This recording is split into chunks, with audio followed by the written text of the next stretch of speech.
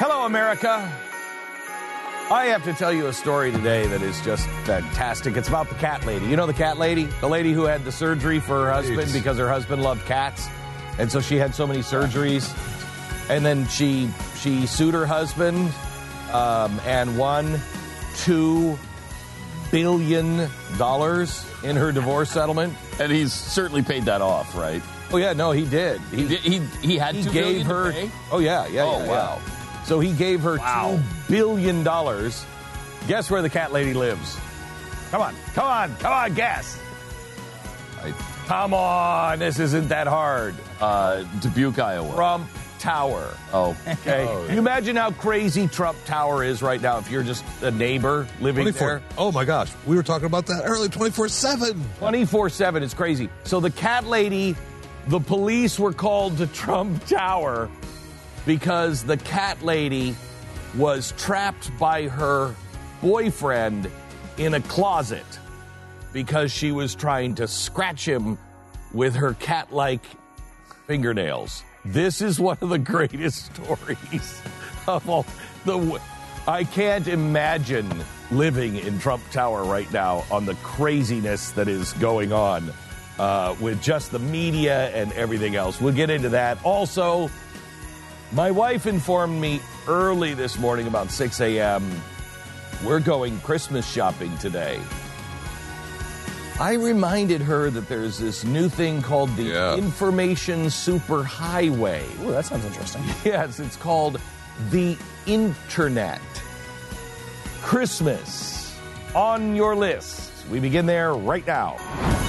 I will tell you, I've read about this new company. It's down by it's down in South America. It's they named it after the river. And I think they have expanded to deliver things within like 12 hours, like pythons and witch doctor, cures and things like that. Here in the Metroplex, the DFW Metroplex? Yes. Yeah. Is it the Nile? Is it what it is? Oh, no, that's easy. It's down at the big one down in, it's Amazon. Oh, Amazon, yes. All right. The river. And I don't know if they sell piranhas or what they sell, but I hear that they can deliver anything to your house. And in fact, in the Dallas-Fort Worth Metroplex, I believe they will deliver it within an hour. I mean, same day. Yeah. I believe they now have a service where they deliver it. Amazon Prime Now? Is that what you'd be referring to? I'm not sure what it's called. I don't have a reason to buy grass skirts or... I mean, the fish is so fresh from the river when they deliver it to your house, it's still flopping. Well, you can joke about that, but Amazon Fresh, of course, will deliver you fresh fish. Thank you. We are subscribers to that as well. Thank you. Amazon Fresh? Amazon Fresh is brand new. Fresh. We just signed up this past month, and you could do your grocery shopping. So what if towns... I say this because I remember my dad had his bakery downtown Mount Vernon. This great little town. I remember when Sears was on the corner and J.C. Penney's and the Woolworths. Yeah, and the Woolworths and... Oh, my gosh. I'm sounding like my grandfather. And the Santa would come on the fire truck every year. And then the mall came in. And, oh, no, the fire truck wasn't good enough for Santa. Now he had to come on a helicopter. And so, but I remember what it was like before. We're going through the next massive change that is going to gut our shops, our malls. Our malls are going to be put out of business. I think that's already happening. Yeah, it is. The process has already started. So. Oh, yeah. Why would you go? I said to my wife, I said, honey, why don't we stay at home and just look online? She said, because I want to go and look what's available. And I'm like, I know. And there's a thing on computers now called a screen. But I mean, there's a level. I don't do much browsing on the internet. Do you? I mean, I don't go on and be like, let me look through a few thousand items to see which one I like. I go because I know I want to purchase a particular thing. I could go online and say, best Christmas gifts, for the... best, I could go online and I bet I could find best Christmas gifts for Air Force officers, best Christmas gifts for strippers, best Christmas gifts for whoever. If you need to know. And it will come up with a list. I know, Jeffy. You the one who made that list. No, you could. I mean, they all end with Jeffy. Obviously, you could go and, have someone else write a list of presents that you could potentially buy and then buy them. But I mean, I think the idea of going and looking around and seeing what's available. If you have the general idea of the product. I have to fight crowds. I have to fight crowds. I have to look for a parking space. The parking spaces are a lot easier these days. Right. The whole fighting for a parking space thing is not the problem. If you know the product, I mean, like Overstock, you go there and you get the product. Remember what it used to be like? It was hell. It was hell. Well, even when we, back 10 years ago, I remember going to a mall that was located where our studios were, near where our studios were in Philadelphia, and it was so cold. It was, and you'd walk for 20 minutes from your parking spot if you could find one at all. And this is one of the biggest malls in Pennsylvania. Yeah. One of the biggest malls in America, I thought. Second biggest. Of Prussia, second biggest next to, and you could get lost in that. And it's huge. Yeah. But now, because I went to the mall on Black Friday. Did I tell you this? We may have talked about it. What the hell? Right, exactly. Wrong with you? Exactly. It would be the most insane thing in the world. I remember when I grew up, my my grandma and my aunt would go out at like 5 a.m. It was the day. Black Friday. It was their day because we'd always go to their house for Thanksgiving. The next day, they go out in the morning. They'd be gone all day doing, buying presents and the craziness and standing in lines outside the stores before they opened. All that stuff. They did it. And it was like their bonding experience. And so I'm never going to Black Friday, You always go Christmas Eve. To 23rd. It was always the 23rd for me to do my Christmas shopping.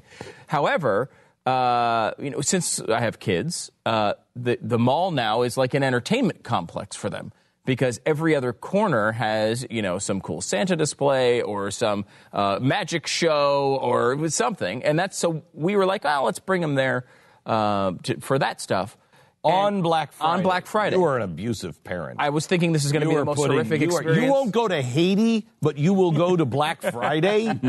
Wow. So I was thinking it was going to be like that. It wasn't bad at all. It was, crowded, more crowded than a mall normally is, but it was nothing crazy. I didn't get run over by people. It was actually mildly enjoyable. The kids really had a great time. We got in, had dinner, came out. It was great. Nice and easy, in and out. The mall has changed from that. It's no longer. I will tell you, I went to happy about that. They're not at all. No, they're not. I went to one of the big malls here in Dallas. I always get lost. No, I always get lost in it because it's like two squares. It's like two squares jammed together, and I just have. What is it? North Park? Yes. Mm-hmm. And I have no idea where I'm in this mall at any given time. No, you never know. I went to it. I hadn't been there in a year, and I went to it, I don't know, about 6 months ago. Like, Ralph Lauren is gone. Like, major stores have just closed up. You're like, wow, this is a high-scale mall, and there were lots of stores that were closed and just soaped windows. It is dying quickly. It's just hard to beat what Amazon is doing. Yeah. And they're just one example. But now our towns have to have a chance to come back to life by setting themselves up as just a place of total unique spaces. We were up in Toronto, and they took one of the old Canadian club distilleries.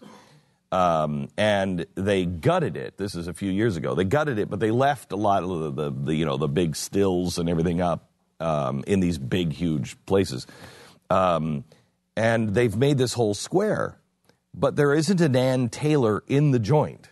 It's all local stuff, all very unique, all kind of hand-selected stuff.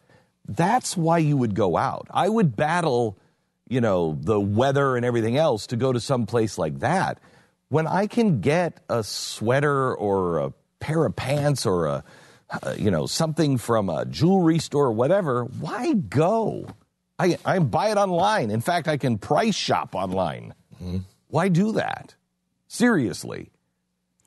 It's just a matter of if you enjoy it, right? My wife, all she wants to do is go shopping. So, but of course she She buys plenty from Amazon, too, believe me.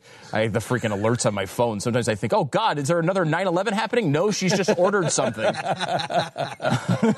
Why do you get you are, Oh, man. you are, because you're the financial guy in the house. Yes. Yes. Thank God. Yes, I know. That's why we have a house. Right, and you have a contract, you have a purse contract, a literal, can you bring it in this year? I want to see it. Sure. A literal purse contract that when they got married, he said, okay, here's the deal. You can buy X number of purses per year. Mm-hmm. And so so is that why? Because my wife buys stuff. I have Didn't this come to no light though, idea because what she's of a buying. year or two of no contract? Yeah, well, I mean, look, just like, when Wyeth got sued over a massive, over Fen-Phen, what they did is they made a massive fund to put a limit on their damages. Right. So they knew, I mean, the fund was ridiculous and it almost destroyed the company, but at least they knew what the maximum amount they'd be paying out was. That's the idea of the purse contract. You go in there, you say, here's the fund for the year. You could spend this on 12 different tiny purses or one big purse. I don't care what the heck you spend it on. It's so weird because your wife is not, she doesn't strike me as the person. She's absolutely not like, oh, I live and I've got the latest purse. No. She's not like that at all. She does like her. I mean, she likes her things, and she enjoys her. Have you told her that Christmas is not about things? I did try that at one point, but I gave up, and then I signed her to a contract. But the issue is, people say, "Hey, well, what do you're going to spend all this money on purses?" And yes, it's ridiculous. It's about half my salary, give or take, goes to purses in a given year. But the good thing about it is, in the contract, is I don't have to hear about it. She can't talk to me about what purse she's going to buy. Is it okay if I get She can't this? She describe. was this before the purse contract? Because there were a time when you used to get emails from her. Right. Do you still get that? I get no links. Oh, that's nice. If I get sent a link, the contract is broken. Now, that's a constitutional crisis. So I don't want to investigate. I can't imagine putting my foot down with my wife and saying, you are not going to buy. Right. Right. So what happens? She breaks it. It's like when, you I don't know. I mean, in the U.S. government, it goes to a Supreme Court. It gets decided. I don't know what. In the U.S. government, it goes to a stern talking to from the UN. I think that's about what it is. Yeah. Add some money to the fund. Everybody here knows happy wife, happy life. Exactly. And that's the thing. It's something that it's a good thing for both of us. She gets the bags that she wants. And I don't have to hear about the bags that she wants. I for the first time this year, just sent my wife links. Because I'm tired of hearing, I don't know what to buy. I didn't know what to get.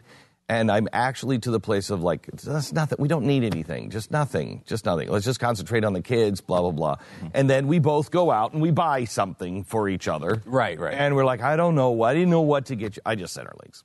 You're going to buy something, buy those. Just buy those. And my birthday is in February, so one of these things you can get for my birthday, one of them you can get for our anniversary, and one of them you can get for Christmas. Surprise me.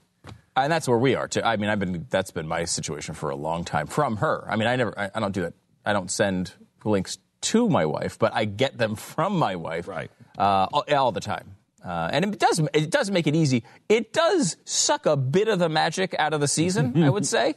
I am talented at clicking on a link and buying it. I'm good at it. But you're at the point now to where, I mean, I have purchased so much jewelry and so many clothes for my wife that are in her closet, still with the tags on. Mm. And so you're just I'm good. I mean, I've gone to some really good stores, and my wife has been trying stuff out, and the salesperson has come to me and said, Are you her designer? What? And I'm like, right. No, I'm her husband. You're a husband? Because she will walk around and she's like, I don't know. And I'm like, here, no, look at this. This and this together. Oh my gosh, this is going to look good on you. And so like I'm like bringing her stuff. She just goes into the deal and I'm bringing her stuff. She's not a browser at all. And then she also ends up in jeans and a T-shirt. All the time, she's wearing jeans and a T-shirt. And so she's always like, well, I don't know what to wear. And I go into her closet, and I'm like, well, still a tag on that one. 10 years ago, there's a great outfit for you. You can try. And she won't return them because she's like, no, I really like it. Uh-huh. Uh-huh. Mm-hmm. Mm-hmm. Sure you do. So she's like, you could always buy me jewelry.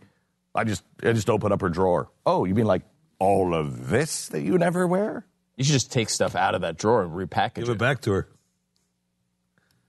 It's not a bad idea.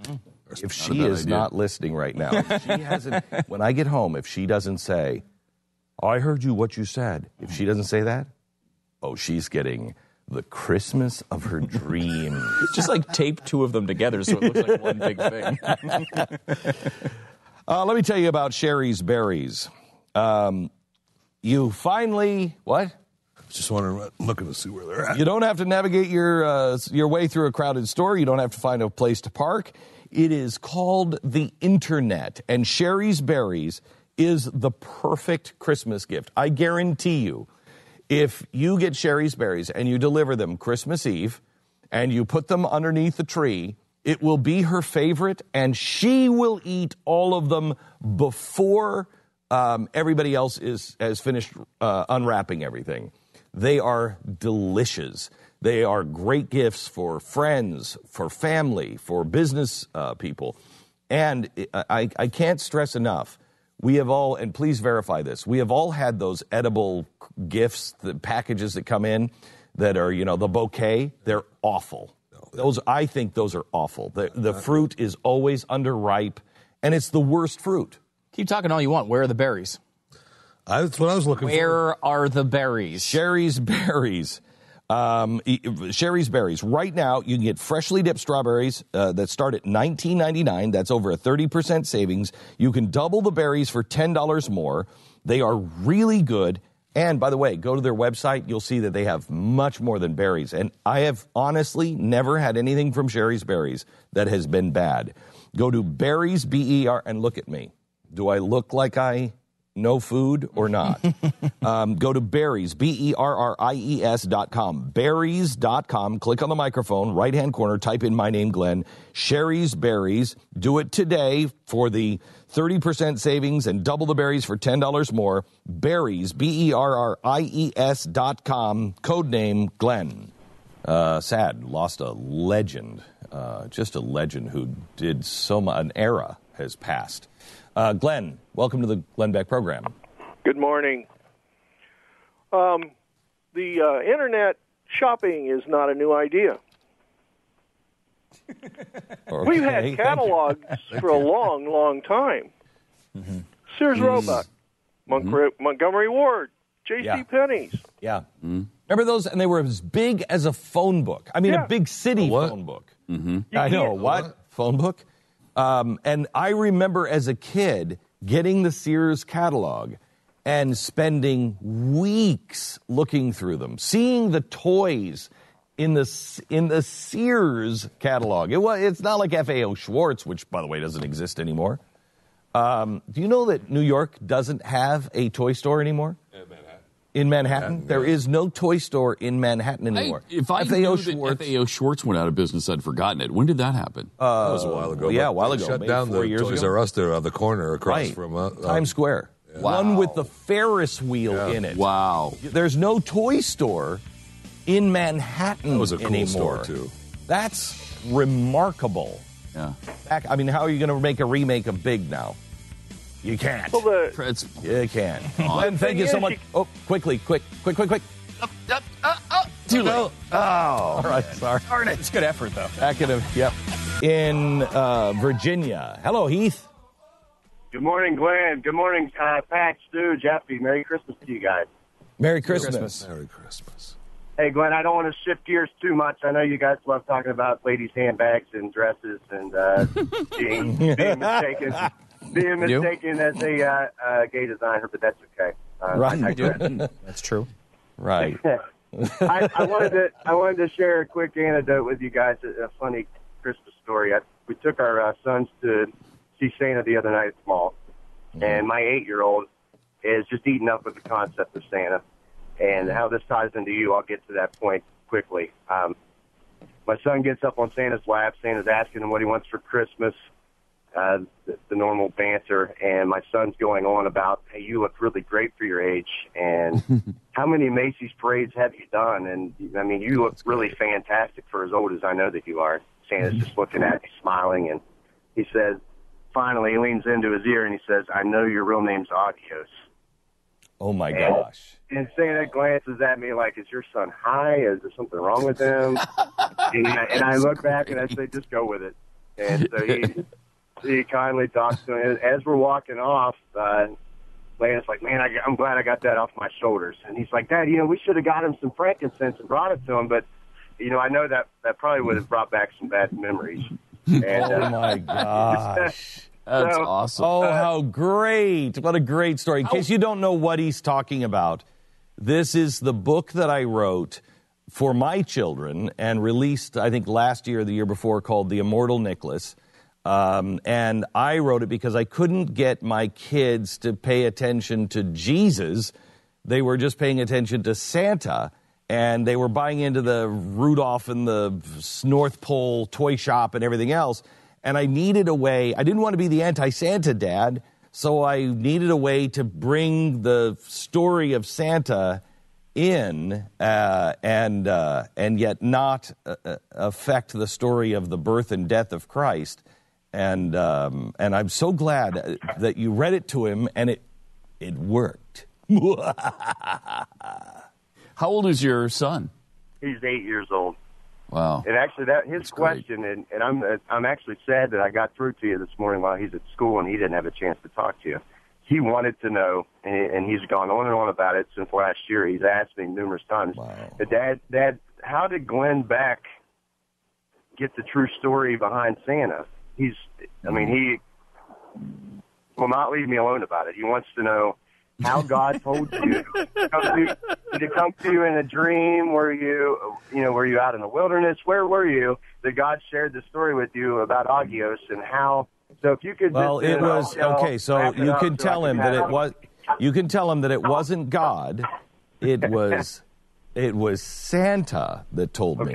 And you have to be of a certain weight and body shape to be able to have Santa trust you, and so I kind of resemble Santa in my body shape, but you can just tell him that it was Agios that told me, because he may know there's an episode of The Vault that is coming up where I share some things that my children have received from Santa.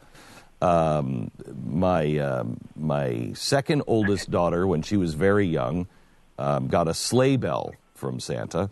She was just at the edge of unbelieving, and she wanted, the only Christmas present she wanted was a sleigh bell. She didn't tell anybody about it, and it wasn't there under the tree, and thank goodness the next day we had figured out that he may have dropped it off out of his pocket, and it rolled down the roof, and it was right there by the chimney at the bottom, and so she found that. And 2 years ago, my youngest child, Cheyenne, was at the age of unbelieving, and Santa left her this unbelievable handmade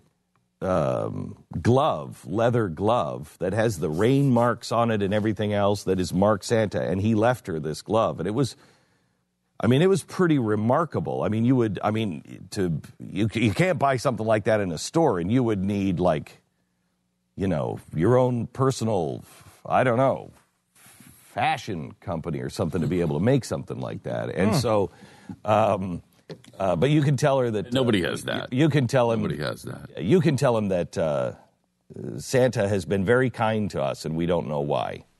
Okay, we'll do that. He has been the same to us. So I just want to call and thank you to contributing to the magic of Christmas and keeping that spirit alive for kids and adults alike. Man, Heath, I can't tell you. This is I don't recall very many calls on the Immortal Nicholas, and and like this, where people have shared with me reading it with their children, and I'm so glad that you had that experience. Thank you. That means the world to me. Thank you. You bet. You bet. You know, it's so weird because I can't judge things like this. You know, like my kids, we read The Christmas Sweater every year. And maybe we'll start reading The Immortal Nicholas this year. But I can't judge it because my kids know I wrote it. And with The Immortal Nicholas, I told them, I wrote this on a trip to Disney. It took me to formulate the story. I don't write stories down. I just keep telling the stories, out loud, and I'll tell it to people. Poor Pat, went through like 400 revisions of The Immortal. And I just say, so let me tell you a story. And then I kind of work on it that way. And my poor kids went through the story of The Immortal Nicholas 100 times. And so they know that I wrote it. And so they don't have that same magic that I get when I have a finished book and read it to them.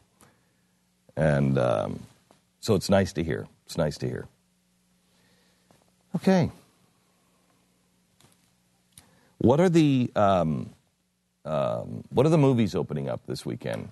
I can't believe I didn't know that Tom Ford made movies. Tom Ford is a fashion designer. Okay. And I saw him on Jimmy Kimmel last night. And I'm like, I can't imagine going to a movie, directed by Ralph Lauren. I mean, I'm sure it would look good, but... Nocturnal Animals? Yeah. He made... Really? Jake Gyllenhaal. It looks really good. Is that Amy Adams in that? Amy Adams, yeah. Can somebody look? He's made other movies, hasn't he? Do you know what movies? Totally unfamiliar with Tom Ford. I don't. Tom Ford is a very high-end fashion designer, and he makes cologne and everything else. And he's super... I've never seen an interview with him. And I saw him on Jimmy Kimmel last night, and he is super, super buttoned up. So he's got A Single Man, which I've never heard of, The Great New Wonderful, Nocturnal Animals, Zoolander. Wow. I didn't know he made Zoolander. Oh, that's his credit himself. So I guess he's just in that. Okay. He just did that. Yeah, producer, screenwriter, director, Nocturnal Animals, and A Single Man. Producer, writer, director. Wow. That guy is busy. Yeah. He said last night on Jimmy Kimmel that he said, people will call me, he said, that don't really know me, and they're like, hey, you want to hang out? And he's like, I don't know what that means. I don't hang out. I don't know what that means. And he said, everything in my life is scheduled. And, so I guess I would have to write, 9 to 11 hang out. He said, I don't know what that I would do in that period. So he's really hyper buttoned up. Yeah, the premise of the movie, it looks interesting. It looks very dark. It's about Jake Gyllenhaal and Amy Adams are together at one point. She does something mysterious to him that is not disclosed in the trailer. Mm-hmm. And they separate, and she feels very badly about it. Mm. And at some point, he tries to make amends or forgive her, I guess, and come back into her life. And apparently, it doesn't seem like it goes that well. It doesn't. And that's about what they show you in the trailer. But it looks pretty good and really dark. It looks pretty intense. The other thing that opens is Office Christmas Party. I'm excited for that. I definitely see that. I haven't seen the trailer. Miss Sloane, which is an anti-gun movie. It looks yes. like. Oh, surprising! The critics love Miss Sloane. Yeah, what a stunner. Yeah. And the biggest movie of the year that we haven't even talked about yet, of course, the new Steven Seagal, Contract to Kill, opens. That's this weekend? This weekend, yes. finally. How often? It's amazing amazing what you can do with a walker. The guy's 64 years old. And he doesn't look it. He doesn't. He does not. He really doesn't. He's only 64. Yeah. Yeah. Yeah. Yeah, so contract. But he lived for a while in Russia, right? yeah. He's a big Putin fan. He's got dual citizenship, American, Russian, and Serbian citizenship. I talked to the woman from Yahoo that... Oh, yeah, the Russian immigrant. Yeah, the Russian immigrant that shut down Dana Rohrabacher. Yeah. Yeah. It was quite... Yeah, you had an interview with her yesterday. Did that go well? Yeah, went really well. I was really glad after watching the interview that I couldn't see what's called the return. I couldn't see her because she is burn your eyes out beautiful. Yeah, she is like, once you see her, you never unsee her. She is beautiful. I've never heard of her. Really, really smart. And she does, I guess, Yahoo News, which I've also never watched. They've wanted to talk to me for a while, and it's been Katie Couric that wants to do an interview with me, and I'm like, no, not interested. So she does the business news, and we talked a little bit about business news yesterday, and I would love to, I don't know if she does interviews, but I would love to interview her because of her childhood moving over from the former Soviet Union here to America. And Dana Rohrabacher said, well, we know your bias now. What? Wow. Would you say that to a Cuban immigrant? Oh. Well, we know your bias now. Well, only Michael Moore would say that. Yeah. Let me go to Matt in Ohio. Hello, Matt. You're on the Glenn Beck program. Hey, Glenn. Thanks so much. It's great to talk with you. Thank you. I wanted to mention I saw the piece from Nightline. I recorded it last night, watched it this morning. Oh, thank you. I thought it was a tremendous piece. It's hard to think of how it could have gone better, but very true. I have never seen a piece on me go that well. Not in the mainstream media. Yeah, like that. I was. They still came after you and asked you tough questions. They didn't give you an easy time, but they were fair. No. Though they were very fair. Well, being fair seems like an easy time. Yeah, because nobody is. Nobody is. But the Nightline was great. He was great. Yeah. Myron is fair. Great. Anyway, thanks, Matt. Go ahead. Sure. Yeah, but specifically, there was one moment that I thought really, regardless if people knew you or not, if they watched it, that it said everything that they need to know about Glenn Beck, and it was you were gathered with your family, kind of all together, and the interviewer was talking to you, and just watching how your son would just look at you and relate with you, and I would see him kind of bend his head against your chest, and I just thought, and I love watching fathers and sons and how they relate to each other, and without saying a word to me, that was everything anyone could have known about you, without a word being spoken, and I was so glad that got captured in the piece last night. Matt, I thank you for your call and noticing that too. I didn't even notice that when it happened, and when I watched it on Nightline last night, I saw that, and it almost brought me to tears. My son and I, last night we were working, he's on a school play, and he's got the lead role in a school play, and we've been working, he and my daughter have been working on the play together and trying to memorize the lines, and I am so fortunate. I have spent so much time in my life afraid of having a son because of the relationship I had with my dad. And it truly is one of the greatest things of my life. My children, and this is the biggest change in me. People think I've changed. No, I've really changed in one regard. I'm a good dad. And I've really worked hard, especially in the last 5 years. And they've given me the greatest gift you can receive, and I can die a happy man because my family has ended the cycle that has happened in my family for generations, and it is a tremendous blessing. Thanks for calling. And now this. Last week, there was a tragic incident in Ohio State University. It was a butcher knife. Immediately, those on the left were calling for a ban on guns. Nobody's now calling for a ban on knives, but ban on guns. The Second Amendment is under attack. We all know that. Bond Arms is doing something about it. Bond Arms, this great gun company here out of Texas, they're making the new PT2A. I want you to go to bondbeck.com and see this. This makes a fantastic Christmas gift for a gun lover. The PT2A. Go to bondbeck.com right now. Portion of everything sold goes to protecting the Second Amendment rights. Bondbeck.com. Bondbeck.com. Do it now for Christmas. Let me go to Gary in Virginia. Hello, Gary. You're on the Glenn Beck program. Hey, Glenn. How you doing, buddy? I'm very good. Merry Christmas to you. Hey, we just got the Blaze TV on my cable provider. I don't have cable. I have fiber optic television. Yeah. But it's been fantastic. I've been on them ever since you started, and they finally came through in HD. Awesome. Thank you, Gary. Thank you. And I'm glad you're enjoying it.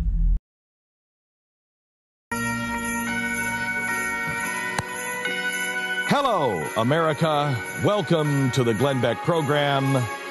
It is the holiday season. The spirit is here, and we begin with our joy right now. Everybody is talking about fake news, but I don't think anybody is really understanding where fake news is coming from. NPR used your tax dollars to go find a guy who is responsible for a lot of the fake news. Then they found out that he was a liberal, and they didn't seem to have really the same kind of problem with him. It's an amazing story. It is an amazing story. Is that the one where he claims that, I try to do these to liberals, but they don't take the bait? Yes. Shut up. Yes. Of course, not true. Shut up. They just did a poll, a study of this. I think it was BuzzFeed who did it. And they found that both liberals and conservatives fall for fake news something in the level of 75% of the time. Wow. Well, and you're going and I'm talking about you don't do any research, you're going to. Well, this is the guy who started it.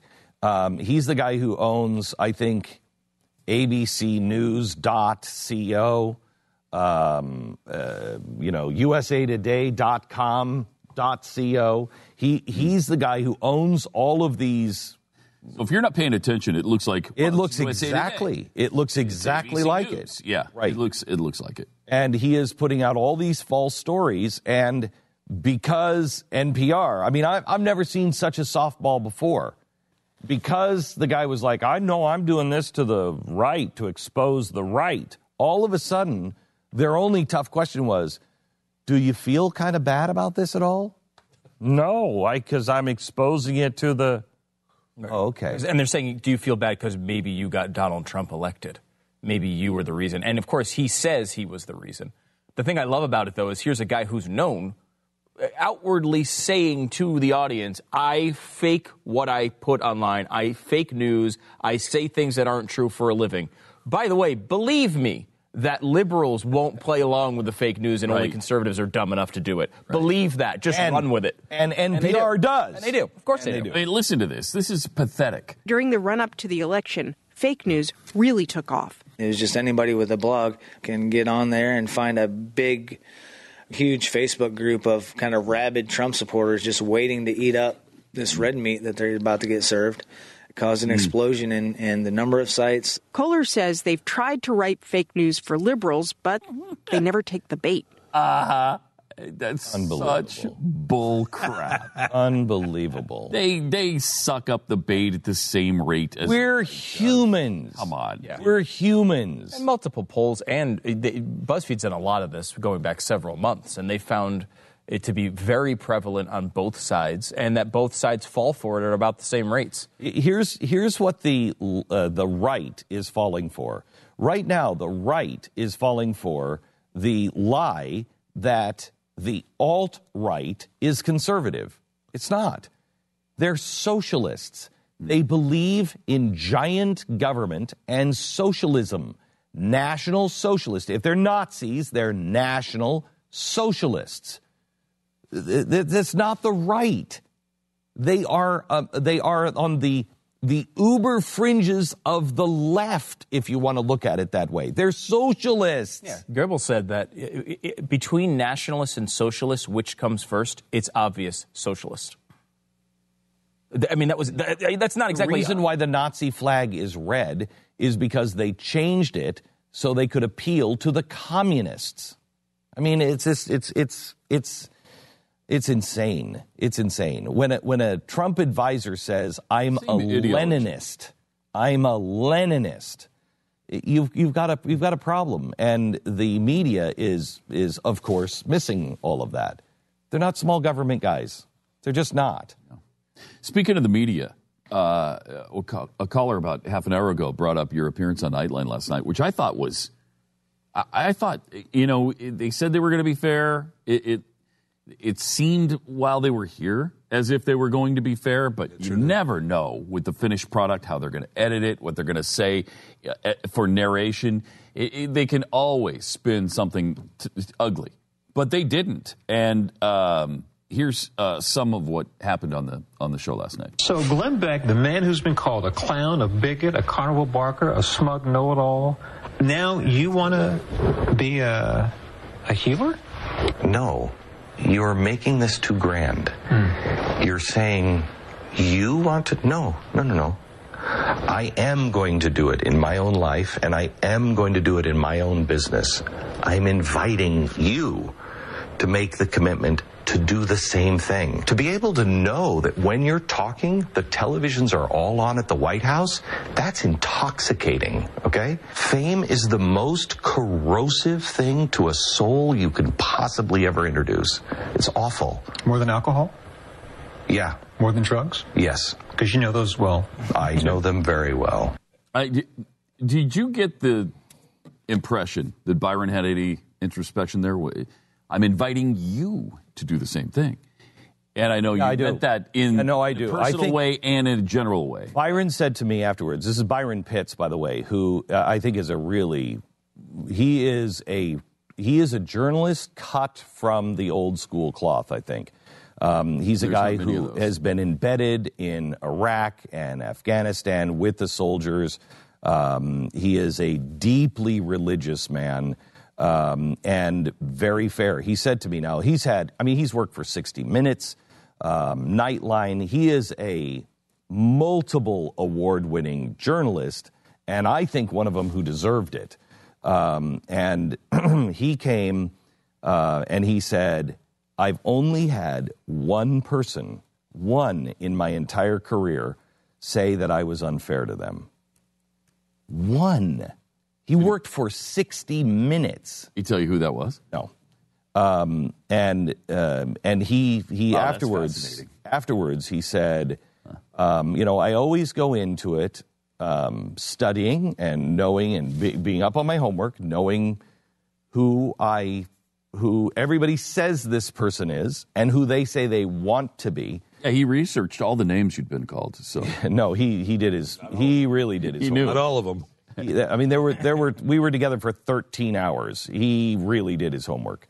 And he said, at the very end, he said, you were one of only probably 5 people I've interviewed. I always go in hoping for the best, but I usually,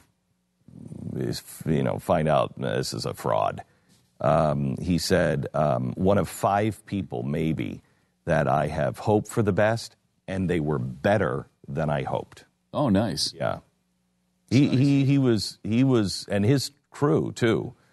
They came down and they weren't, lovey-dovey, no softball. There were no rules. I don't do things with rules with anybody. I didn't do it with Samantha Bee. I don't do it with anybody. There are no off topics unless they get into personal family, safety thing, with the kids. And they have full access. And both Samantha Bee's people and Nightline's people said, we are always told you can have full access, but nobody ever does. And you guys, you're not breathing over our necks while we're talking to people you leave us alone to wander your halls. And we're like, yeah, we trust our employees, and we know that you're not going to uncover anything. That's why we have glass walls here. We're transparent on everything. And it for once, I've kissed a lot of frogs. for once. Yeah, because we've been told that a lot of times. We've been told, oh, this is not a gotcha thing at all. It's going to be totally fair. We're not coming in with any agenda. And then virtually every time, you see the agenda come out in the interview. And he not only did this present me the right way, he said at the beginning that you might believe he's one thing, but that's not what we found. Which I thought was an amazing statement for a news organization to make. Mm-hmm. And at the end, he said something along the lines of, we've found him to be a good man who's honestly trying, or something like that. It was nice, and I think it presents conservatives, or he called me. I think he called me the most reasonable voice around today, or something like that. That hasn't been like said. That. Never been said. Wow. Never been said. Not even by us. We're on the show with you. Yeah. I mean, usually they're talking about the conflict. Right. And by the way, any of the Trump stuff that we talked about, it was not that I was bad-mouthing Trump. In fact, I said, I've already said what I've said, and now he's president. And so we have to hope for the best. Now it's Breitbart who's taking all the shots at poor Donald. I mean, here we are defending Donald Trump, and Breitbart's the one going after him. I find it to be, I mean, what do these people? They're traitors. I mean, are they traitors? What are you talking about? I'm very concerned about the way they're attacking Donald Trump and his really solid appointments. What are you talking about? They are coming after his appointment, which looks like for a labor secretary, who was the CEO of Hardee's and Carl's Jr., and saying how he's letting down American workers because, he's a guy who ran a business, a big one, a successful one, and realizes that, maybe you can't jack up the minimum wage, and you can't, maybe you have to automate a lot of these jobs. Maybe you just need to, you need to have some touch screens. Why do they hate Donald Trump? Where did this irrational hatred for Donald Trump? And Trump is coming out here with, and I mean this honestly, he's hired someone, I think, who's a really good choice for that role, who has a really good understanding of conservative economics, is at least as far as I understand him at this point. And then, people like Breitbart who just can't get on the train, just bashing the guy. It's hurtful. I mean, this guy, Are they trying to derail America? Mm-hmm. Is that what they're doing? It must be. Are they derailing America? Wow. I mean, there are all sorts of criticism for these really good picks. I don't understand it. So I was talking to somebody yesterday, and they said, Glenn, are you concerned about all the number of generals Donald Trump is putting around him? Yeah, this was on your Yahoo interview. Yeah, and I found it really interesting because I had never even thought of it that way. And what basically, now this is somebody on the left, supposedly, in the mainstream media, who is conspiratorial minded. I mean, right? I mean, because there is this. There is a law. This is if you don't know the background of the story. But wait. Mm-hmm. If Barack Obama would have done it with the same law and everything else, about it. They would not. Nobody would have said a thing about it. And if I would have said, "Look, I'm concerned that he's got a bunch of military people around him." And he has this kind of dictatorial kind of way about him, they would have immediately called me a conspiracy theorist. They would have immediately said, Glenn Beck is worried that he's going to use and take over the military with all. Well, that's the question they asked me. And I said, wow, I haven't even thought of it that way. No, my concern is X, Y, and Z with too many military men.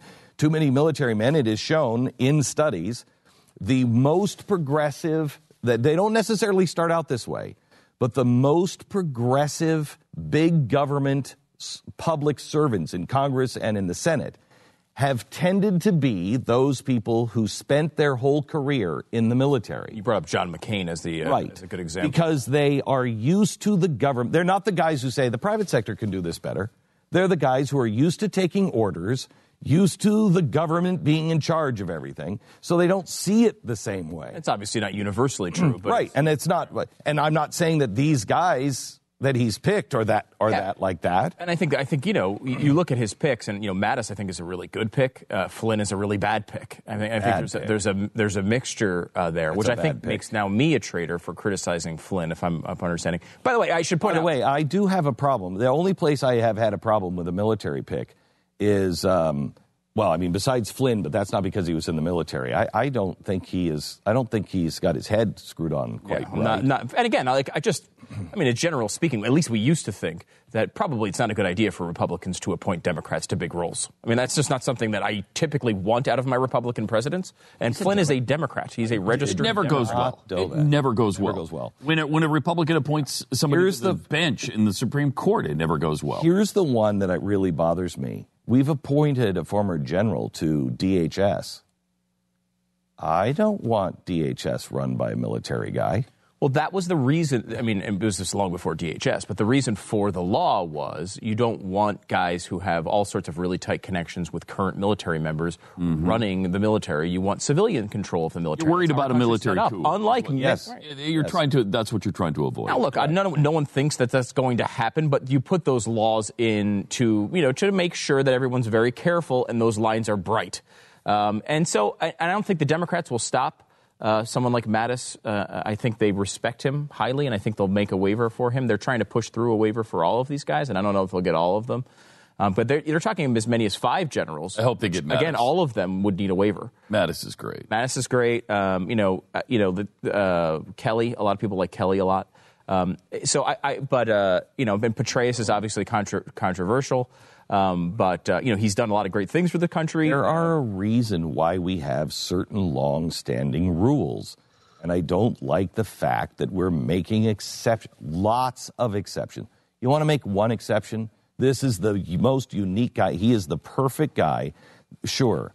Let's not make 5, 6, 7 exceptions on that. When there's a reason why the president is supposed to divest himself of all of his investments or blind trust all of them.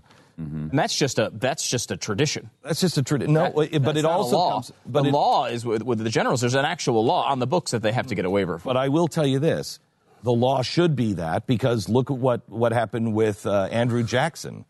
Andrew Jackson entered the office poor because of his decisions, left the office wildly rich, and now this. If you're a business owner, you know how important it is to find the right person to hire, but it can take a lot of time. You have a business to run.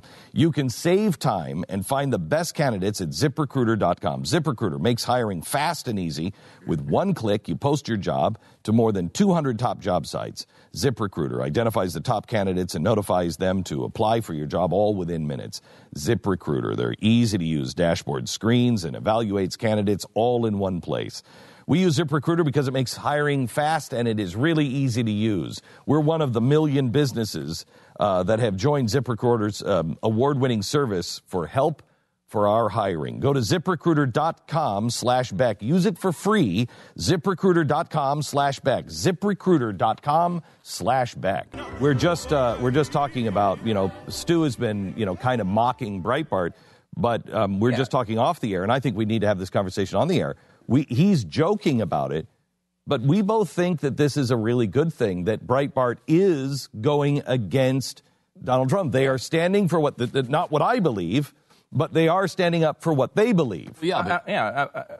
I'm mocking. Finally. Right, exactly. I mean, I'm mocking them for because of the way they treated everyone else. World. Every time anyone disagreed with Trump, they were a traitor or whatever. You supported Hillary Clinton. They photoshopped a picture of you with Hillary Clinton's logo to make it look like you were actually endorsing her. I mean, it was, they did all sorts of despicable things. However, if you're a Breitbart reader and you like Donald Trump, isn't this what you want out of Breitbart right now?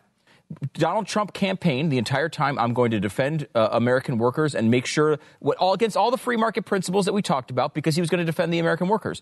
Then when he has a chance to appoint someone, he appoints someone for Secretary of Labor, it looks like. Who is a free market guy. A free market guy that wants to automate jobs in the United States.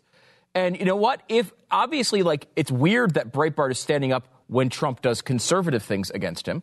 I mean, because that's not who I thought that brand was. But it obviously is a nationalist thing now more than anything else. And for their readers, that's actually a real positive. You should be doing that. That's what I would want out of them if I was a Breitbart reader. And it is what we believe our readers, our viewers, our listeners want of us, is to actually stand for free market principles. Right. They're standing for their nationalist principles, right?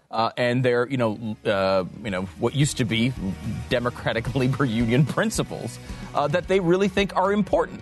And you know what? If Trump violates those, they should stand up. Just like if they violate free market principles, we should stand up. And Breitbart deserves credit for taking them on. And let the American people decide, and we all accept what the American people decide, because you'll eventually get it right. If you get it wrong, you'll eventually figure it out. That's what Americans do. We were talking about the Nightline interview a few minutes ago, and I wanted to play some more cuts from that. But I just found this tweet from Byron Pitts last night. Byron Pitts is the anchor of Nightline. Yeah. Can you believe it's been 10 years already, or 11 years since Ted Koppel left? I mean, that's amazing. But Byron's retweeted this about you last night. Tonight at Nightline, the polarizing Glenn Beck. As smart and decent a man as I've ever met, there is more to him. Wow. Do you know what his life is like today? I know. He just probably brought down a firestorm on himself. That's amazing. What was the response, Jeffy? One response was, you should meet more people. But he responds to that in such a great way. He said, that's awesome. Maybe so. Thanks for weighing in. Wow. Why did your microphone turn off there? I don't know. I've notified New York. Continue. I want to phase him out. He didn't notice. I just want to phase him out. 50%. I mean, your mic was fine. That's what I meant to say. Yeah, his microphone will be on 50% of the time. But I found this clip somewhat interesting as well on the show last night. I don't like conflict, believe it or not. Say what? Yeah, I know. You made your living on conflict. Didn't. No, I haven't. I've made about 4 years of my life out of conflict. And I would interject. Not even that. I mean, we didn't make a living out of conflict. No, we made a living out of speaking our minds, and some of it pissed people off. Yes, I am trying to. Okay, hang on just a second. Okay, hang on just a second. You are trying to be different. You're trying to. I'm trying to understand. Yes, and I am trying to understand. And this is what I had. I spoke to Samantha Bee about. And will continue to speak about with her if she is who I hope she is, if she is honest. And she has struck me as that. Let me give you a point on this one before I go on. Samantha Bee found the same people that NPR, play that NPR piece again. This is, the media, Hillary Clinton is all up in arms about fake news, right? Mm-hmm. NPR, your tax dollars, PBS, found one of the main guys on fake news and has forgiven him because he's only doing this to get the left. So they did this puff piece on him on NPR. During the run-up to the election, fake news really took off. It was just anybody with a blog can get on there and find a big, huge Facebook group of kind of rabid Trump supporters just waiting to eat up this red meat that they're about to get served.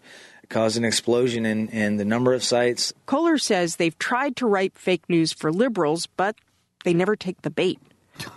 Unbelievable. I mean, it's not even true. No, it's not true. It's not even true. He has just passed fake news to NPR. Mm-hmm. And NPR has just passed the fake news to the audience. They want it to be true. Right. And now NPR, people will quote NPR that say that liberals don't believe fake news. It's a human condition. It's not a conservative condition. And give me the actual study stats. I don't have it in front of me, but it was BuzzFeed just released that I can pull it up. It was something like 75% of people, and it was both sides. Both sides believe fake news. In equal numbers. Right. It's not. It's a human condition. Mm-hmm. So Samantha Bee, she brought that guy on and did an interview with him on her show. She filleted him, I'm told, took him apart. And gave him no quarter. Good. Right? Good. Yeah. That's the way we have to be. Yeah. And if you're willing to, but I am telling you, it's going to take people willing to say, I want to hear A from the other side. I want to listen to them. And then I also want to hear how they perceive what I have said, because perception is reality. And then let me share how you're being perceived by my tribe. And if everybody wants to listen and learn from that, that's great. It's just, it seems like a one-sided affair right now. Right. Only one side is listening to the other saying, wait. Maybe we should do this differently. Here's the difference. Here's why we have an opportunity that we've never had before, okay? First of all, would you all agree that what everybody is doing, just calling each other names, is not working and not making us better? Of course. Yeah. Okay? We'd all agree that doing the same thing that they did to us, now that we've won, is going to make they're going to make them hate us. It's counterproductive. Right. Okay, so we all agree on that. If somebody has a better idea, I am open. Okay? Always. But we have to talk to one another. Yeah. Now, here's the opportunity that we have that we've never had before. Right now, we can empathize because of the last 8 years. We all felt exactly the way they did. And I contend not in 08 as much as 12. Oh, I did. I felt it in 08 and 12. No. You felt one half. You felt, wow, how did this guy get in? Well, it's because of the media. They didn't highlight all these things. Then we spent 4 years activating people and saying, wake up, people, wake up. Look what you're in bed with, right? Yes. And in 12, it was worse because you were like, oh my gosh, this is who the American people just might be, right? Yes, that is true. That's what they feel like. They feel that they're having our 12 experience. Yes, and the hard part about that is the right doesn't care. It's like, so what? Now you get to experience it. Right, and that's the wrong way to go. That's the wrong way to go. Wrong way to go. It continues to tear the country apart. But what I take issue with is us being blamed for creating this massive division as if on purpose, as if we made a living specifically setting out to divide the country. It's not the case. That's not what we did. We set out to inform, but at the same time entertain. Yes. And when that happened, yes, sometimes it turned out to be divisive. That's why it is important for me to be with Samantha Bee, because right now people watch Samantha Bee on our side. And this is why I said to her when we did an interview, I stopped it halfway through and I said, this is not working. And she said, yes, it is. It's great. And I said, no, it's great for you and it's great for your audience, but it's not great for me. I've turned down every comedy show because I know how it works. You say things in a sarcastic, funny way, and it makes your side go, oh, yeah, you got him. And it makes my side hate you and your audience. And so we don't, nobody wins. Nobody wins. Mm-hmm. There has to be two winners. It's called reconciliation. We both have to walk away feeling good about it. That's the first step. And to be able to say to Samantha, I couldn't say to Samantha today or maybe even a month from now, although she will probably hear this, so I might as well just look in the camera and say, Samantha, this is what I want to talk to you about. And that is George Lang, my communist friend, who's a deep, deep friend, who is a very big liberal, and I love him. He's the photographer, and everybody in this audience loves George Lang. He is so embraced by this audience because he's open and he's loving. He doesn't hate. He loves this audience. And because he's gotten to know this audience. He has said to me for years, Glenn, my side is not hearing what you're saying because the language you're using and the way you're saying it, it's not connecting. And I'm like, well, you have to get over it, George. You have to get over it.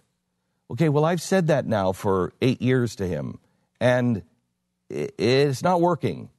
So maybe we do have to change our language. And now I have the opportunity, a unique opportunity, to go and say, okay, remember how I made you feel? That didn't feel good, did it? That was awful. And it really hurt you. Right. I know you're not going to want to hear this. And you might spend the next 8 years saying, shut up, Glenn, you're just going to have to get over it. But don't make the same mistake I made.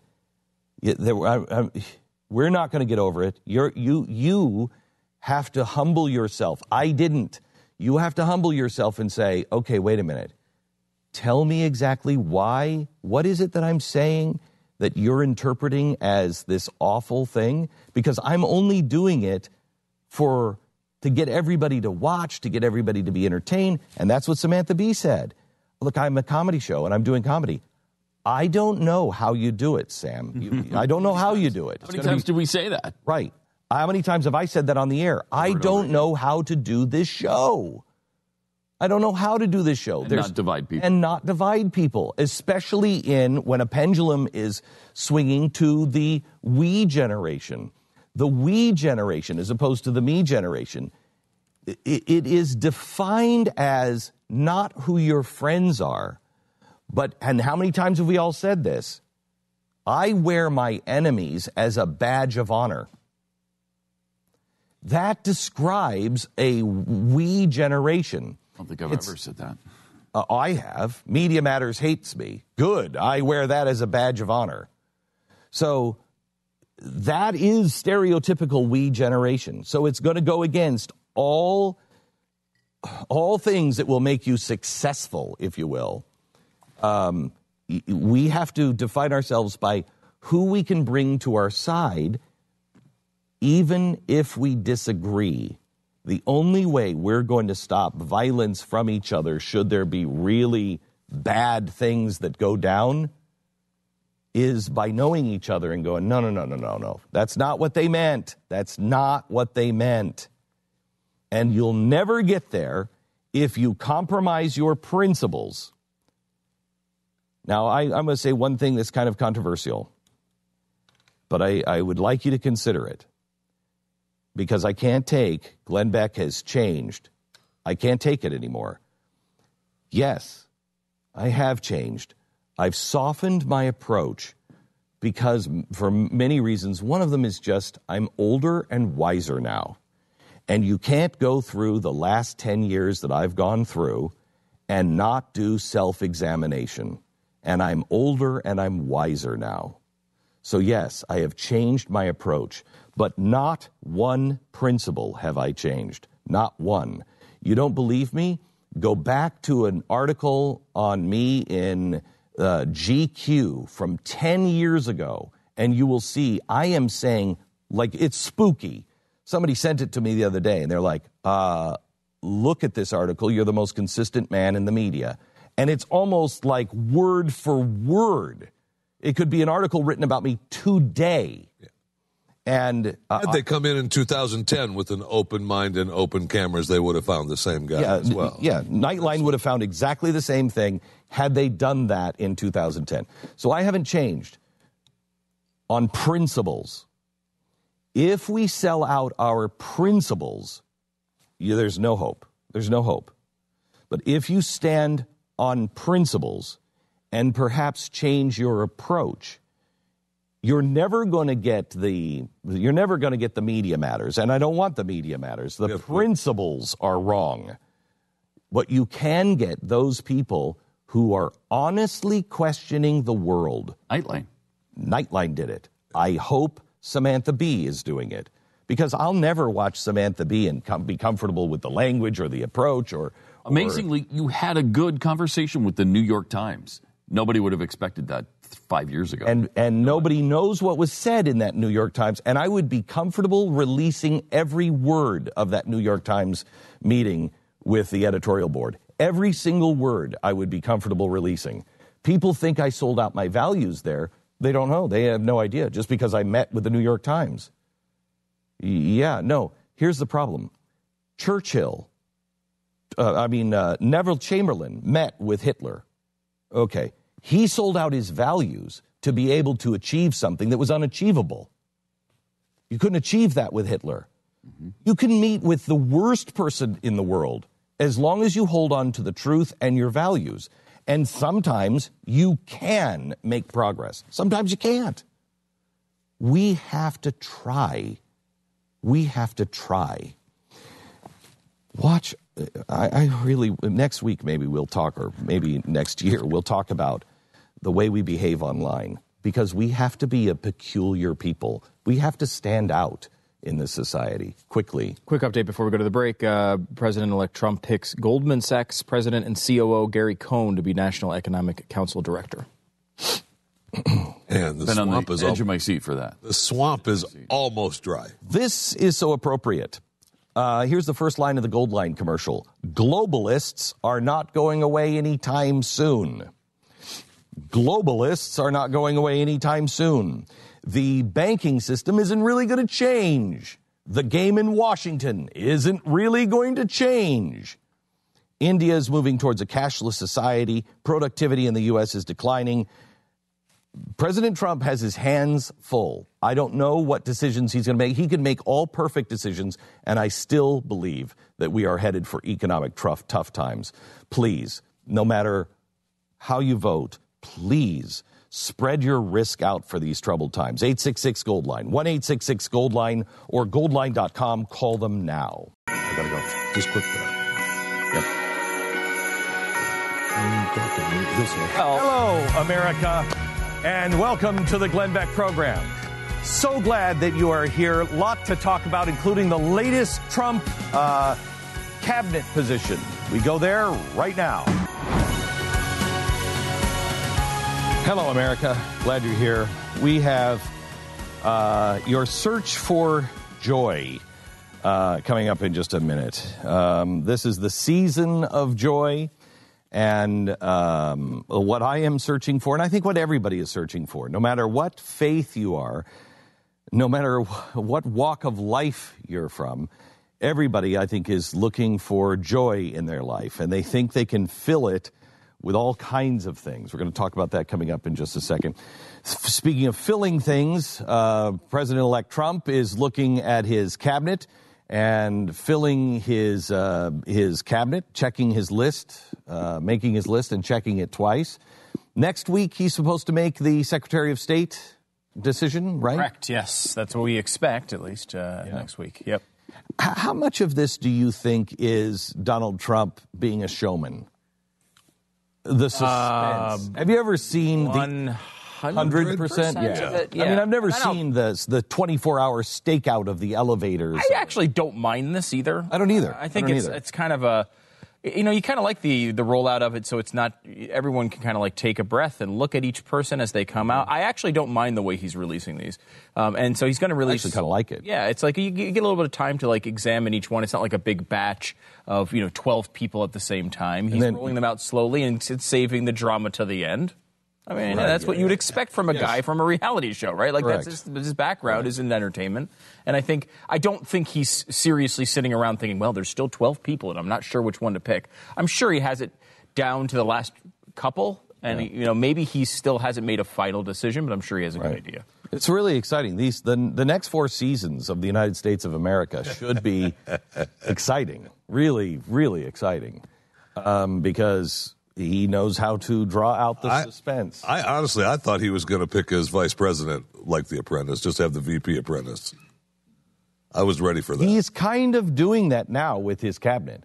He's showing everybody who's there, and then he's letting everybody talk about it. They used to do trial balloons. Oh, he's got a trial. He was just throwing that one out there to see what. Now it's everybody who walks through his elevator. You can't even walk down the street. I would not want to live in Trump Tower. No way. Oh my gosh! I mean, can you imagine that? Oh, I have to get to the cat lady story today. Yeah, you do. You have to get to the cat lady story. The cat lady is that woman. I can't remember her name now, but she's the woman who had all that plastic surgery to make herself look like a cat.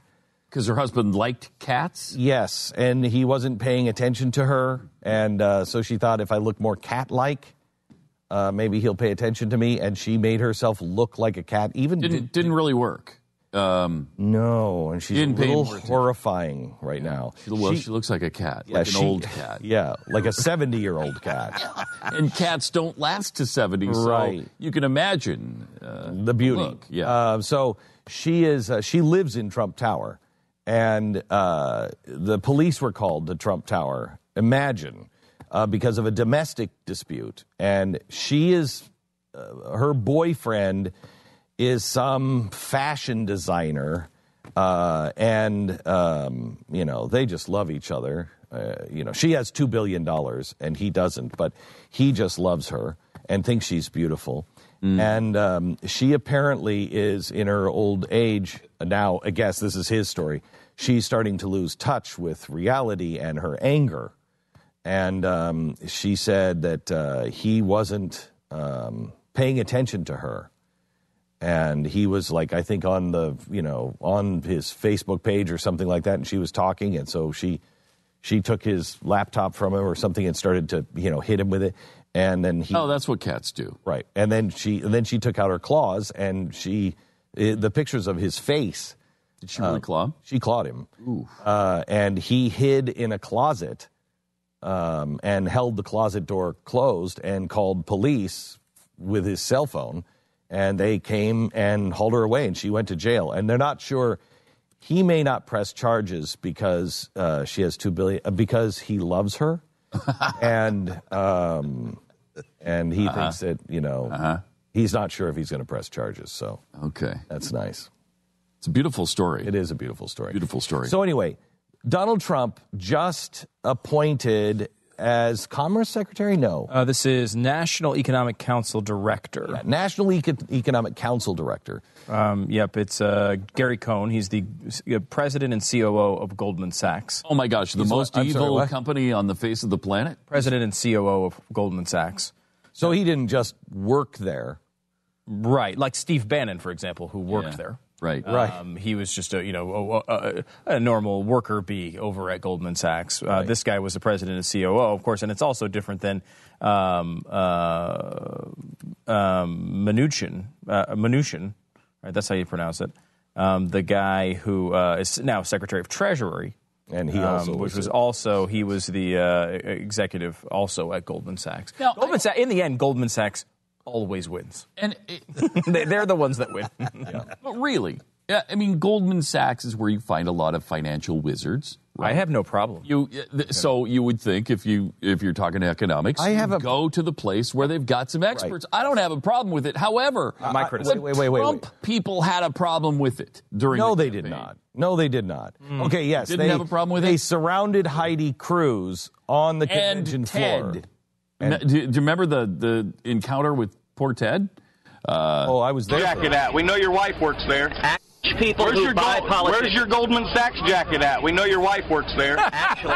Where's your Goldman Sachs jacket at? We know your wife works there. And over and over. This guy who is, is such a douche to Ted Cruz throughout this entire thing, yelling, "Are you Canadian?" Like he's that guy, right? This entire exchange, it became kind of famous during the campaign because Cruz handled it very well. He sat there and was very calm with the guy and tried to be reasoned despite the fact that he kept yelling dumb things like this. And there is, I have to admit, something incredibly charming about the fact that what are people like this guy thinking today? He's out there busted his butt for Donald Trump to stand in the face of a presidential candidate who's trying to talk to him honestly and yell back at him, "Where's your Goldman Sachs jacket at? I know your wife works there." And then Trump, as soon as he gets the power with his votes, goes and names like 97 Goldman Sachs people to hugely important positions. There's something charming. I can guarantee you that guy today is saying, well, it's not all of Goldman Sachs people. It's just the wrong Goldman Sachs people. And Trump is keeping his enemies close, and he knows which people to pick. It's fine. I mean, I can guarantee you that is happening. Now, of course. It is because you have to be reasonable. You have to now say, well, it's not Goldman Sachs. It's the wrong people from Goldman Sachs, which it always is that way. Of course. I have no problem with them naming people from Goldman Sachs. That's what they want to know who. They work there because they're good at what they do. Yes. Right. But when you have, if you're an architect, which I believe one of the people that he appointed, I think it's the Treasury Secretary, was one of the architects of the CDO thing. But if you're an architect of, the scams that are going on, then I got a problem. Mm-hmm. I have a real problem with you. But if you're just a banker at Goldman Sachs, Do I like, I don't know, Citibank? No. I have a problem with some of the executives at Citibank. I don't have a problem with the person who's working in the home loan department in my local Citibank. And, Heidi Cruz was not running Goldman Sachs. Right. She wasn't the CEO? No, she was not COO. She was not president. She was not a highly placed executive. She did work there, though. She worked there. Where's Donald Trump's Goldman Sachs jacket? Exactly, right? I mean, if anything mattered, that would be a real thing. But again, it's funny because Trump's appointments, some of them I have really disagreed with, honestly. However, most of the things, he's let down his voters, I think, almost completely with these picks, usually, though, towards the direction that I like. So I'm not really complaining all that much. I mean, if you were a guy who came out and wanted no Goldman Sachs people, you got tons of them. If you wanted people who wanted someone who was going to protect American jobs and avoid, a nationalist perspective on labor, you got a guy who came out and he was the CEO of Hardee's and Carl's Jr., which, by the way, of course, an excellent restaurant, two of them.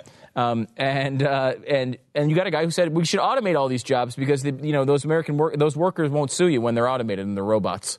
They're not going to. You don't have to worry about them. They show up every day. They're always pleasant. They always upsell. They do everything I ask them to do. It's exactly what the CEO of Carrier said he was going to do with the money that Trump and Pence negotiated to give him.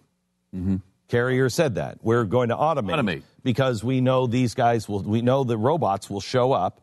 And they'll like their job, and they won't be a problem. I mean, this guy ran on Drain the Swamp and then appointed Mitch McConnell's wife to a vital role. These are not, Elaine Chao is much better than Mitch McConnell in every way. But again, wouldn't that be disappointing to you if you actually cared? I think the majority of people that voted for Donald Trump trust him because he's the apprentice, trust him to do the right thing and surround himself with the right people. Mm-hmm. And they're not the ideologues of the alt-right that the media wants to paint them. They're not the ideologue that Donald Trump was trying to say he was. Remember, they didn't take him literally. So I don't think the vast majority of Trump supporters feel this way. I think you're totally right. I think that small subsection do feel that way. However, I will say, and it's small. You're referencing the Selena Zito. If you don't take Trump literally, his opponents took him literally, not seriously. His supporters took him seriously, not literally. There's a difference between taking him seriously and him doing the exact opposite thing he was promising. Mm-hmm. Now, when you say, I took him literally, well, when he said I was going to build a 50-foot wall, maybe they took it as, well, he's going to be tough on the border. Mm-hmm. Okay, that's maybe he's not going to build a 50-foot wall, but he's going to be tough on the border. I understand that. This is I'm going to not. Goldman Sachs is the enemy. You shouldn't vote for Ted Cruz because of Goldman Sachs. By the way, all these people from Goldman Sachs are my appointees. But I'm going to protect workers because we have to keep all these jobs here and all these companies that are automating jobs and sending them overseas. They're awful. By the way, the guy I'm putting for labor secretary is the guy who is going to automate the jobs. I want to drain the swamp. We're going to drain the swamp. By the way, the person I'm putting in is Mitch McConnell's wife. These are not slight differences. We mistakenly took him literally on something. This is him doing the exact opposite thing he promised in the campaign. By the way, all of those differences I think are good differences. And I'm glad he's let the people down. Most of them, at least. I could certainly say with the Hardee's guy. Yeah, I'm happy with. I don't have any necessarily problems with the individuals from Goldman Sachs, with the exception of Bannon, who I'm not a fan of. And Elaine Chao was actually pretty good in the Bush administration. But I mean, so I'm not. It's not right to say, oh well, she's Mitch McConnell's wife, therefore, and she was in the Bush administration, therefore, she's bad. She actually did, I think, a pretty good job. But she's absolutely 1,000% establishment. Right. She is the swamp that he said he was going to drain. Yep. And, when you come out and you make those promises and you get the exact opposite before he's moved into the House, it's a little disconcerting, I would think, for some of his supporters. No, because, but Trump. Real quick, real quick, I got to go to Roy, who's got a very important question on line 3. Roy, quickly, what's your question? Line 3, please. There it is. Roy, go ahead. What's your question? Hey, Glenn, just a quick question about the cat lady they arrested. Did Yeah. they actually take her to jail or the Humane Society? I'm not entirely sure, so I'll look into that. Thank you very much, Roy. Our sponsor this half hour, Simply Safe. Simply Safe changed the home security industry. They took an antiquated, expensive industry and turned it upside down, and they created a system that is wireless with no long-term contracts. Monitoring is $15 a month. And right now, for a limited time, you get $200 off Simply Safe's Defender package. Now, this is what this has. It has 17 security sensors for your windows and your doors. It has a panic button. It has a blaring siren to scare off anybody who opens a door or window when you don't want them to. It has a wireless connection to the police that will dispatch the police the minute something happens.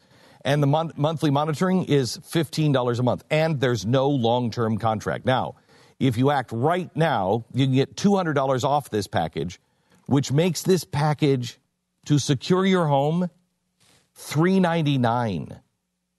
That is that's an unheard of amount to be able to defend your home. Go find out about it right now at simplysafebeck.com. The offer ends soon. Simplysafebeck.com. $200 off your Defender security package. Simplysafebeck.com. Let me go to Mark in West Virginia. Hello, Mark. You're on the Glenn Beck program. Good morning. How are you? I just was wanting to call to thank you for the Immortal Nicholas story. I have 5 grandkids, and I've struggled a little bit with teaching the true meaning of Christmas, and this book has helped me immensely. I've been able to bring Jesus into the magic of Christmas from the eyes of my grandkids, and it's just been a true blessing. So thank you so much. That is fantastic. Thank you so much. Second call like that today. Thank you so much. How old are your grandkids? Did you read 8. it to them? Yes. Well, I've read to the oldest one. She's 8. And what's neat is we read the book, and when we got done, she goes, I want to read it again. So we're going through it a second time. Great. So, that is great. I just wanted to thank you. It's a great story, and I've been searching for that mechanism for a good while, and it just worked perfect. Me too. Thank you very much, Mark. If anybody's struggling, you, and God bless. Goodbye. Thank you, of having to bridge the gap between Santa and Christ and trying to make Santa a beacon for Christ. The Immortal Nicholas, I published it last year, and it's a great book. I just love this story. Keith in New York. Hello, Keith. You're on the Glenn Beck program. Hi, Glenn. How are you doing? Very good. I just wanted to say I've been watching you for about a little less than a year now. I'm a pretty big fan, and I just finished reading Liars, and I just want to say thank you for writing it because it's really blessed me in a profound way. And I think people on the left and the right really both need to read this book. I did have a question, though. I wanted to ask what kind of advice you would give to a conservative who is looking to get into public office and really make a difference in a positive way. Don't. You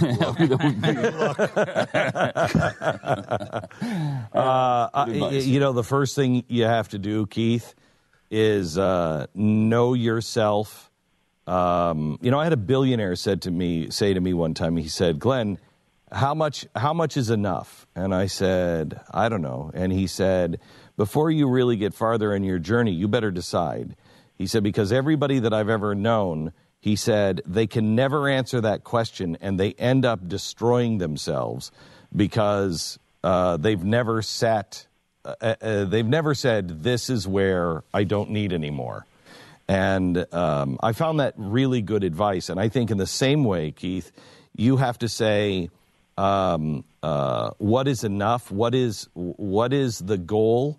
And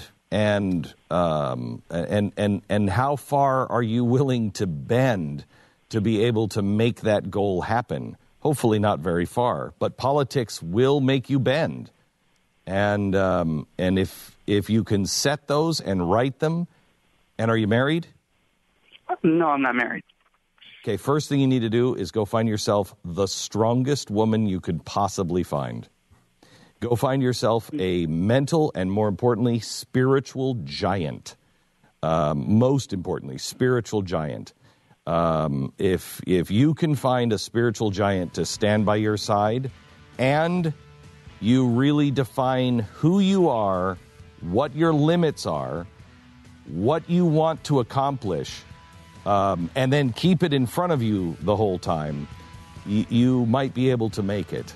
But start with finding yourself the most amazing spouse, somebody that makes you want to be better, and somebody that you want to be more like. I want to introduce you to somebody, Douglas Abrams. He is he's an author and editor. He works with people who are trying to create a wiser and better world.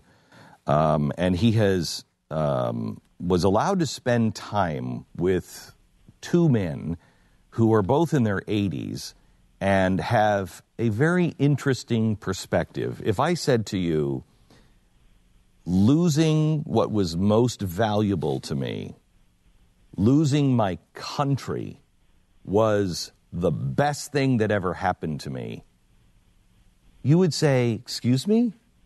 How could you find joy in that? You know the best thing that could ever happen to you? Going to prison. I'm sorry, what? Two people with extraordinary vision when it comes to finding inner peace and joy. I had the opportunity to meet one of them, and it was a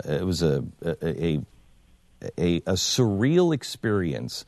One of the men that he was allowed to spend time with was the Dalai Lama, and the other is Archbishop Desmond Tutu, and the book is The Book of Joy, Lasting Happiness in a Changing World.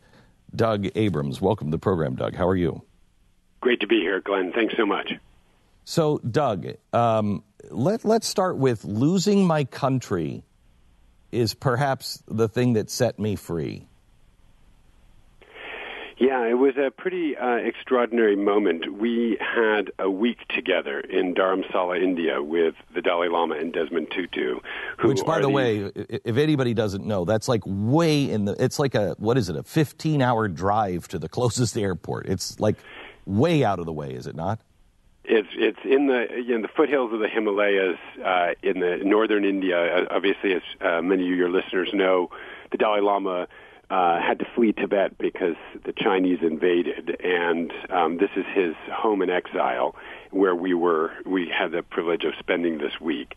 And these two men, in addition to being global icons and moral leaders for the world, are actually really dear friends and love each other and tease each other. And it's kind of extraordinary to see these two men who are so revered kind of laughing with each other and teasing each other. And so at one point, Archbishop Tutu, we were talking about what allows us to have joy in our lives, even in the face of adversity, in the face of a world filled with suffering. And Archbishop Tutu turned to the Dalai Lama and he said, "Why are you not morose? You've been run out of your country." And, the Dalai Lama didn't know what the word morose was, so he turns to his translator, and Archbishop Tutu says, "Sad. Why are you not sad? Everything that you love has been taken away from you."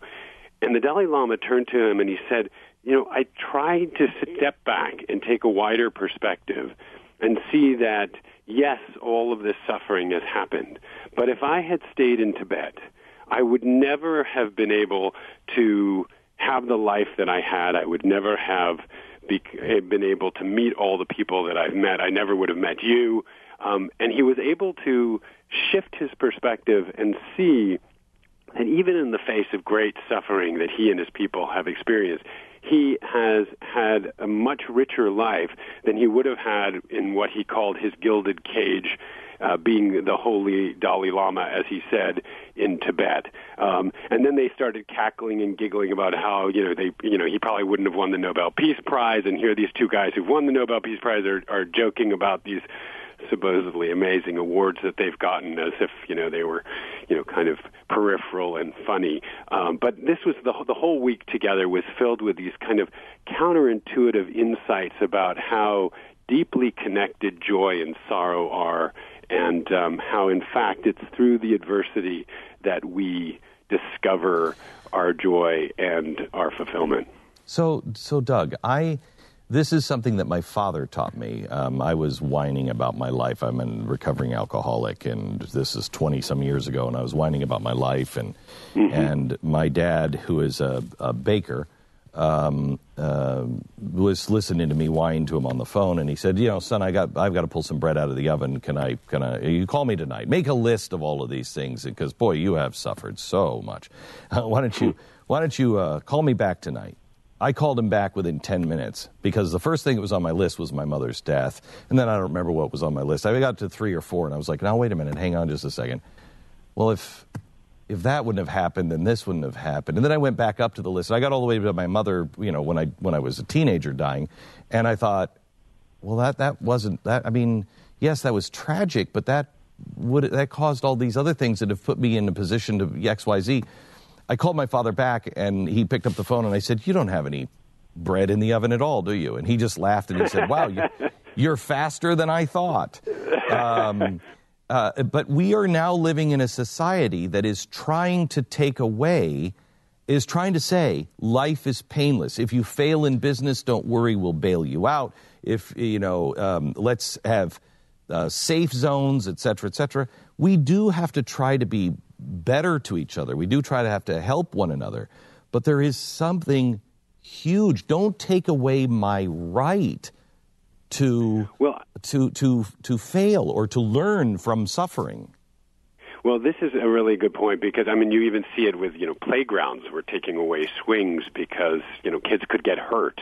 And I think, one of the things that they remind us is that it is actually the adversity that we face, the suffering we go through. And, speaking as a parent of 3 kids, we want to save our children from suffering. Yes, we want to, keep them safe. We want to protect them. But it's actually that suffering, that hardship that they go through that helps burnish their character and make them the people that they are.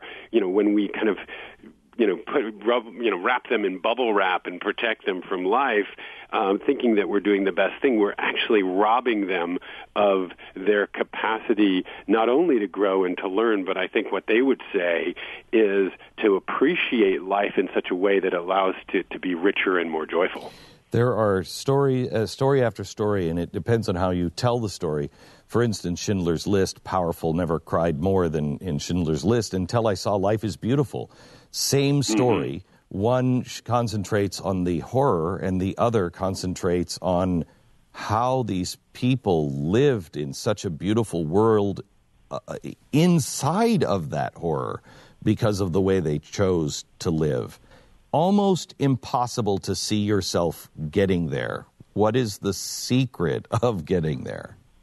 Well, you mentioned Schindler's List. I also have the privilege of working with this extraordinary woman named Eva Eger, who is 90 years old and is an Auschwitz survivor.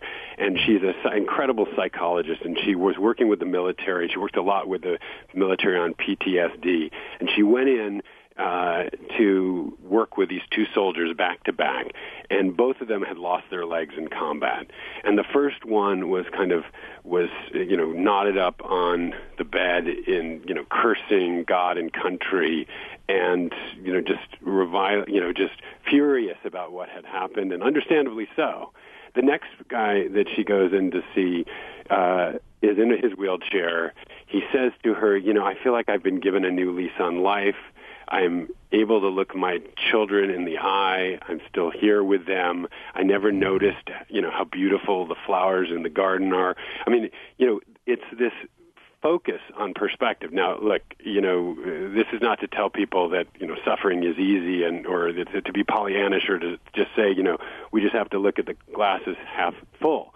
Or to even say, flog yourself because you'll be right. better. No, I don't think we're saying that at all. But Right. We're saying that, so the Book of Joy, one of the things that they talk about are these 8 pillars of joy in the Book of Joy that they feel, they say, you can't run after happiness, as Archbishop Tutu says. That's the fastest way to miss the bus if you're just kind of running after it and trying to pursue it. But if you cultivate these 8 pillars of joy, one of which is perspective, you're much more likely to experience more joy in your life.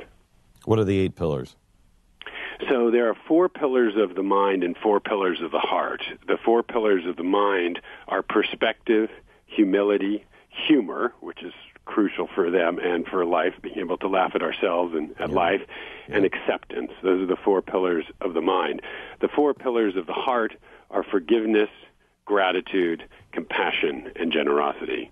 And, you know, in the Book of Joy, you know, it's kind of 3 different parts. The first part of our dialogue was to understand the nature of joy, because, you know, there really are only 4 fundamental human emotions. There's fear, anger, sadness, and joy, according to the scientists, which they wanted us to bring in. So really, when we're talking about joy, we're talking about everything that we hang a satisfying and meaningful life on, and, in fact, how we deal with the other 3 profound human emotions of fear, anger, and sadness. And then we actually, in Part 2, we looked at the obstacles to joy together and looked at things like fear, sadness, anger, illness, fear of death, all the things that kind of rob us of our joy. And then we explored the 8 pillars together. And it was incredible. I mean, you know, the dialogue was amazing, but, you know, what we tried to do is actually bring readers on that journey, because it was an incredible week together, not just filled with so much laughter and tears and incredible stories that they were sharing, but we also got to, the Dalai Lama taught us to meditate. Archbishop Tutu gave the Dalai Lama communion. The Dalai Lama danced for the first time in his life because, you know, Archbishop Tutu, in his irrepressible African boogie, got him up to dance. It was pretty magical. I will tell you, I was lucky enough to spend about 8 hours with Billy Graham about 5 years ago. And everything that you're talking about, I saw from him. And there's something to a man who has tried to pursue a spiritual, decent, God-fearing life his whole life, and then is in his 80s. They just have a different look to them. You just look them in the eye, and they are full of joy. They don't have fear, because they just know. They just know what they know. And the acceptance and love of people who are vastly different than them is humbling, very humbling. It's so true. When I was at HarperCollins, we worked with Billy Graham, and I do think you see it in all of these great spiritual teachers. But I think one of the things that's so extraordinary was that they shared their humanity with us in a way that was not saying, okay, we're these vaunted, special spiritual guys. We are these human beings who are on the path with you. And as Archbishop Tutu said, we are all masterpieces in the making. We are all on this path, and sometimes we fall, and sometimes we, have bad days, and sometimes we lose our tempers at our wife, as I did last night. We all, we all go there. But we're all on this, we're all on this path of trying to be the best people that we can be and to grow and learn in our lives. And they, what we wanted to try to do, as you said, for these two men who are in their 80s, to try to bottle what is it about these two people who are two of the most joyous people on the planet, who have experienced such incredible adversity and suffering in their lives and still are able to hold on to that quality of joy. Doug Abrams, thank you so much. I really appreciate it, and we'll talk to you again tonight. And in the season of joy, I wish you lots of joy. You too, Glenn. Thank you so much. You bet. The name of the book is The Book of Joy, Lasting Happiness in a Changing World. Everything that he just said about the 8 pillars is exactly what I saw in Billy Graham. Exactly what I saw in Billy Graham. And it was humility and his humanness as well. His taking me by the hand and saying, with tears in his eyes, I failed so many times in my life. I failed, but I tried my hardest. Was, oh my gosh, you're just like me. And there's something special about seeing that from somebody the size of these giants. Know somebody who's looking for joy. The Book of Joy. The Book of Joy. Our sponsor this half hour is Goldline. Third quarter, the productivity in the U.S. saw a second consecutive quarterly decline. The first two-quarter decline in the U.S. production since 1993. The media wants you to believe the economy is fine because the president is still Barack Obama. I'm telling you right now, the minute January 20th happens, you're going to start seeing all of these things. You'll see all the stats that they didn't pay attention to, and they're going to start talking the economy down. And you better be prepared. Please call Goldline and find out if gold or silver is right for you. Goldline, 1-866-GOLDLINE, 1-866-GOLDLINE, or goldline.com. You know, there's one thing that you can do, talking about joy, there's one thing you can do, and that is you can go find somebody that maybe is in your neighborhood that doesn't get out. Maybe there's an old person in your neighborhood that doesn't get out very often, somebody who is handicapped or whatever, that just is not able to get out and go shopping, and go find them, go search for them, bring your family, bring your kids with them, and make it a great weekend shopping with them. They will feel good, your kids will learn a lesson, and you're going to get the greatest parking space ever. This is the Glenn Beck Program.